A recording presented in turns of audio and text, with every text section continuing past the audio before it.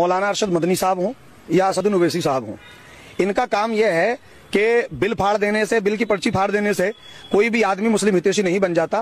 वो आपने देखा होगा कि हाथी के जो दांत होते हैं वो खाने के और दिखाने के और होते हैं।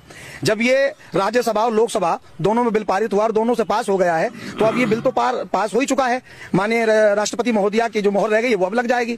इसमें जो भी समझदार या पढ़े लिखे तबके के या जो सियासी जहन रखने वाले लोग हैं, जो समझदार किस्म के लोग हैं, वो इसका विरोध न कर रहे हैं और ना कभी वर्तमान में कर रहे हैं, ना भविष्य में कभी करेंगे। देखिए, ये मौलाना साहब भी उभर के आए और ये भी बयानबाजी करने की कोशिश कर रहे हैं। अब इन्होंने अरशद मदनी को भी मोहरा बनाया है और इन्होंने ओवैसी साहब को भी मोहरा बनाया है और ये कहना चाह रहे हैं कि बिल पास हो गया है। ये अच्छी बात है कि बिल पास हो गया है, मोहर लगना बाकी है। ये भी चलो अच्छी बात है कि मोहर भी लगी जाएगी, क्योंकि पहले जो चलता आ रहा है तकरीबन 12-14 साल से वो यही चल रहा है कि पहले ऑब्जेक्शन उठाया जाता है, उसके बाद में वो बिल पास किया जाता है और जब वो बिल पास होता है तो सुप्रीम कोर्ट हो या हाई कोर्ट हो, जहां भी जाता है बहरहाल वहां से तो मोहरें लगी जाती हैं। चाहे वो 3 तलाक का मसला हो या बाबरी मस्जिद का मसला हो, A to Z कोई भी मसला हो, लास्ट में तो मोहर लगी जाती है। बात तो अच्छी है, मौलाना साहब की बात तो अच्छी कर रहे हैं कि भाई कोई सुनवाई होने वाली नहीं है और बस ये सिलसिला यूं ही चलने वाला है। अब एक बात कह रहे हैं कि यहां पर कि बिल फाड़ देना। अब ये बिल किसने फाड़ा है भाई? बिल फाड़ा था, उसकी कॉपी फाड़ी थी असदुद्दीन ओवैसी ने। मैं आपसे ये कहना चाह रहा हूं मौलाना साहब कि असदुद्दीन ओवैसी को छोड़कर बहुत सारे और भी तो हैं MP MLA, बहुत सारे, और किसी ने तो ये नहीं करके दिखाया। अरे भैया, इतना करने के लिए भी तो दिल गुर्दा बड़ा होना चाहिए ना, कि सबके सामने आप आंखों में आंखें डालकर बात करें और जो बिल पास होने जा रहा है उसकी कॉपी को आप फाड़ दें। ये करने के लिए भी तो आपके दिल गुर्दे बड़े होने चाहिए ना। और दूसरी बात ये कह रहे हैं कि भाई हाथी के दांत दिखाने की ओर और खाने के ओर होते हैं।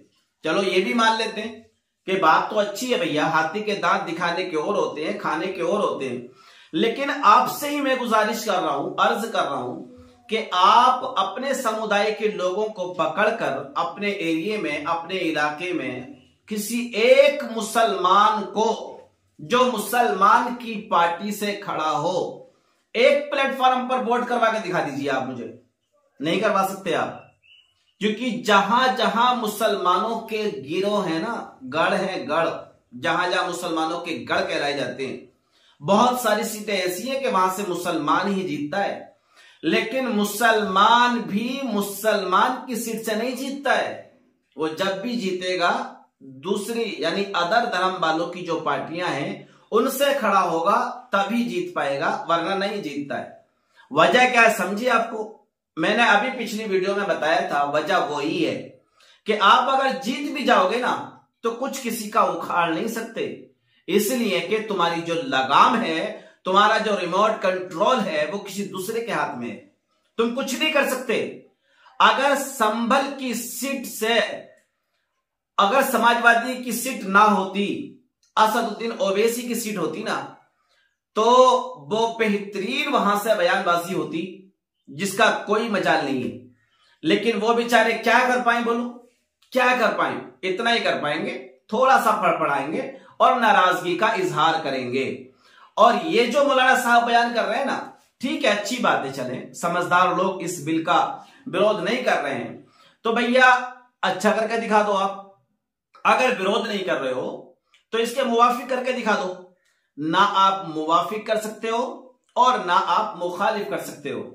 मेरी तो समझ में एक बात आती है और वो हदीस पाक, बड़ी प्यारी हदीस पाक है कि जब आपके खिलाफ कोई मामला हो और जब इंसान गुनाहों में मुलव्विस हो चुका हो, गुनाहों में लथपथ हो चुका हो, तो अल्लाह तबारक व तआला ने अगर आपको ताकत दी है तो आप अपनी ताकत से उस गुनाह को खत्म करने की कोशिश करिए।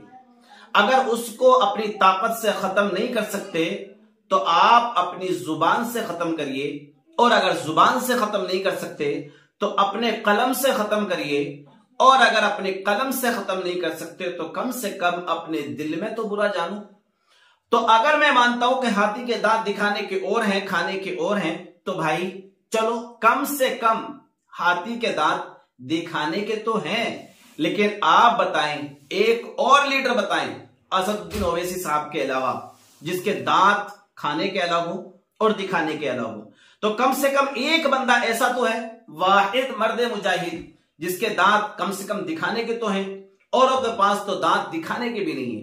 बहरहाल मैं इनसे मुखालिफत नहीं कर रहा हूं, ये बहरहाल जो भी हैं ये बोल तो रहे हैं, फड़फड़ाकर बोल रहे हैं, बयानबाजी कर रहे हैं, और न्यूज चैनल वाले ऐसे लोगों के पास ही आते हैं। लेकिन मैं यही कहूंगा भाई, जब तक इत्तिहाद कायम नहीं होगा, जब तक आप सब लोग एक प्लेटफॉर्म पर नहीं आओगे, जब तक कुछ होने वाला नहीं है। सबसे बस एक ही गुजारिश है, एक प्लेटफॉर्म पर आ जाओ। अगर आपकी सीट नहीं आती है मत आने दो, लेकिन एक प्लेटफॉर्म पर आ जाओ। जब एक प्लेटफॉर्म पर आ जाओगे ना, तो वो दिन दूर नहीं होगा कि जगह जगह से आपकी सीटें निकलना इंशाअल्लाह अज़्ज़ा वजल, आपकी दिली मुरादें पूरी हो जाएंगी और आपकी सीटें आना शुरू हो जाएंगी। और जिस दिन आपके हाथ में आपकी सीटें होंगी ना, अल्हम्दुलिल्लाह हर पार्टी में आप हिस्सेदार बनने के उम्मीदवार बन सकते हो।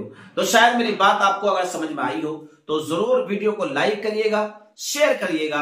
अगर चैनल पर पहली बार आए तो जरूर चैनल को सब्सक्राइब कर लीजिएगा। अल्लाह हाफिज।